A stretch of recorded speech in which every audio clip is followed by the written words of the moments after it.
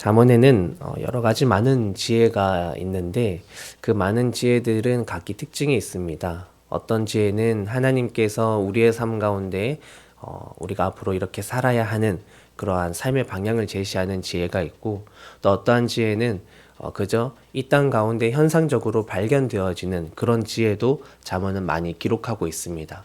예를 들어서 오늘 19장에서 4절 혹은 6절 7절과 같은 이러한 재물에 대한 이야기들은 재물을 두고 실제로 이 땅의 사람들이 어떻게 그 재물을 대하는지, 그리고 그 재물을 두고 사람과 사람이 어떻게 서로를 대하는지, 그러한 일반적으로 발견되는 현상적 지혜를 우리에게 알려주죠. 그런 상황들 속에서 하나님은 틈틈이 우리에게 삶의 방향을 제시하고 계십니다. 특별히 오늘은 그런 19장에도 여러 가지 재물과 사람에 대한 말씀들이 있는데, 그 중에서 1절 말씀을 저희가 집중적으로 보려고 합니다. 1절 말씀, 가난하여도 성실하게 행하는 자는 입술이 패역하고 미련한 자보다 나으니라 라고 말합니다. 우리말 성경에는 이렇게 기록을 하고 있습니다. 가난하지만 진실하게 사는 사람이 어리석고 입술이 고약한 사람보다 낫다.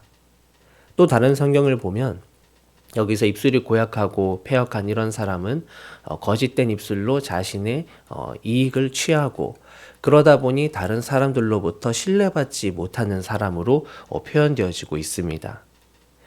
이 말씀을 보면 우리는 거짓되게 자신의 이익을 취하는 사람이 있다는 것도 알게 되지만, 그것보다 앞서서 먼저 알게 되는 것이 사람이 진실하고 성실하게 살아도 가난에 처할 수 있구나라는 것입니다. 아주 먼 과거로부터 지금까지 먹고 사는 문제는 우리에게 있어서 너무나 중요한 삶의 부분이죠. 모두가 함께 잘 먹고 함께 잘 살면 참 좋겠지만, 사람들이 세워온 법과 제도는 언제나 그렇지는 못했습니다. 항상 불완전함 속에서 우리가 살아가고 있죠. 그래서 지금도 빈익빈 부익부는 계속해서 심화되어져 가고 있고, 어느새 은연중에 우리나라 안에는 부가 세습화되는 그러한 현상들이 고착화되어져 가고 있는 우리나라의 단면을 볼 수가 있습니다. 그런데 그것도 어떻게 보면 세계적인 기준으로 봤을 때는 세계의 부가 다 모여 있는 곳에서 벗어나 있는 정말 수많은 사람들에 비하면 훨씬 잘 먹고 잘 사는 것이죠. 우리나라 안에만 보면 일자리가 줄어들고 청년 실업이 늘어나고, 또 사람들 가운데 서로 간 대하는 일의 인간적 윤리는 많이 떨어지고, 환경 문제 등 그냥 어려움만 따지고 보면 얼마나 많은지 모릅니다. 그런데 그 가운데에서 어떤 이들이 있는가 했을 때 사람을 속이고 남을 속이고 내 이윤을 취하는 사람들이 항상 존재해 왔다라는 것이죠. 옛날에도 있었고 좀 옛날에도 있었고 현재도 있는 그러한 사람들의 모습이 있습니다. 만약 세상을 내가 잘 살면 되는 세상으로만 우리가 볼 수 있다면 그런 사람이 지혜로운 사람이고 그런 사람이 칭찬받아야겠지만, 하나님이 말씀하신, 하나님이 창조하신 이 땅은 그렇지 않은 것이죠. 성경은 불의한 방법으로 내 삶의 편의를 취하기보다 진실하고 성실하게 살면서 얻게 되는 것을 더 중요하게 여깁니다. 때로 그것이 가난이라 할지라도 말이죠. 성경은 우리에게 무조건적인 가난을 권면하지는 않습니다. 결코 그렇진 않습니다. 다만 성경은 불의한 재물보다는 진실한 가난을 지향하는 것이 분명합니다. 단순히 물질보다는 사랑과 공의, 정의와 같은 것들을 더 중요하게 여기는 것이 분명합니다. 왜 그런 것일까요? 하나님은 우리가 이 땅을 살아가면서 자발적인 사랑을 토대로 서로가 함께 살아가기를 원하고 계세요. 오직 사랑의 법이 사람들을 함께 살아갈 수 있게 하기 때문에 하나님은 우리에게 그것을 권면하십니다. 진실과 공의로 살아가라고, 사랑으로 살아가라 말씀하십니다. 초대교회에서는 물건의 통용함이 있었습니다. 사람과 사람들이 서로 자신의 물건을 필요한 이들에게 나눠주는 것이었죠.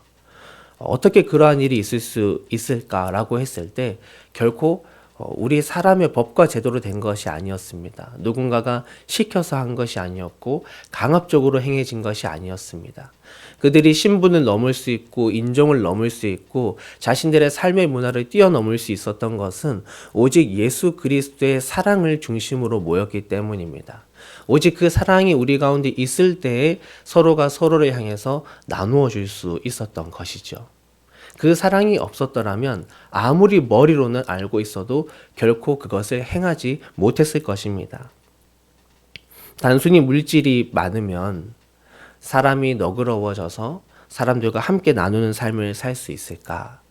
우리는 이 땅에 있는 모습을 보면서 결코 그렇지 못하다라는 것을 느끼게 되죠.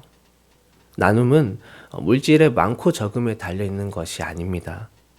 한 사람의 인생의 그 시선이 얼마나 나에게서 다른 사람들을 향해 있는지, 얼마나 나에게서 주변의 세상을 향해 나아가 있는지에 달려있는 것이죠.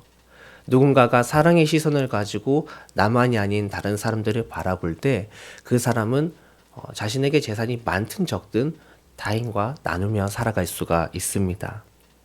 즉, 하나님의 시선으로 다시 바라보면 이 세상을 정말 진실하게 풍요롭게 하는 사람, 사람의 생명을 살리는 사람은 부요하지만 자신의 이익을 추구하며 살아가고 타인을 속이며 살아가는 사람이 아니라 때로 자신이 가난에 처할지라도 정말 진실과 공의와 사랑으로 살아가는 그 사람이 세상을 더 풍요롭게 하고 또 다른 이들의 생명도 함께 살리며 살아가는 사람입니다. 이제 우리에게 그렇게 살라 하시는 것이죠. 우리의 삶을 돌아봐야 합니다. 이러한 주님의 말씀은 굉장히 구체적으로 우리의 삶의 변화를 요구하기 때문입니다. 지금 내가 얻을 유익보다 하나님의 말씀이 더 우선인가? 하나님은 우리가 함께 살기를 바라시는데 또 그 과정조차도 죄로 이루어지는 과정이 아니라 정말 하나님이 바라시는 과정으로 이루어지기를 원하시는데 오늘 나는 내게 주어지는 이익과 때로는 내가 살아온 삶의 패턴들을 다 돌이키고 하나님의 말씀에 순종할 수 있을까 우리는 생각해 봐야 할 것입니다. 때로 그것이 설사 나를 불편하게 하고 나를 가난하게 할지라도 말이죠.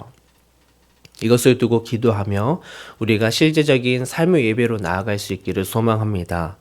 아마 그 길은 때로 많이 어려운 길이 될 것입니다. 하지만 그럼에도 저와 여러분이 간절히 한 마음으로 이것을 바랬으면 좋겠습니다. 우리가 이 땅에 살아가면서 어떤 직장인으로 살아가고 어떤 사장으로 살아가고 또 어떠한 이웃, 어떤 시민으로 살아가는지가 너무나 중요하기 때문이죠. 우리 한 사람 한 사람이 주님의 말씀을 따라 살아갈 때 세상은 좀 더 밝게 빛이 나게 될 것입니다. 우리의 삶의 모습을 통해서 하나님의 법을 따라 살아가는 사람, 예수님 믿으며 살아가는 사람이 어떤 사람인지 삶으로 나타내고 흘려보내고 보여줄 수 있는 그런 저와 그리고 우리 모두가 될 수 있기를 주님의 이름으로 축복합니다. 기도하겠습니다.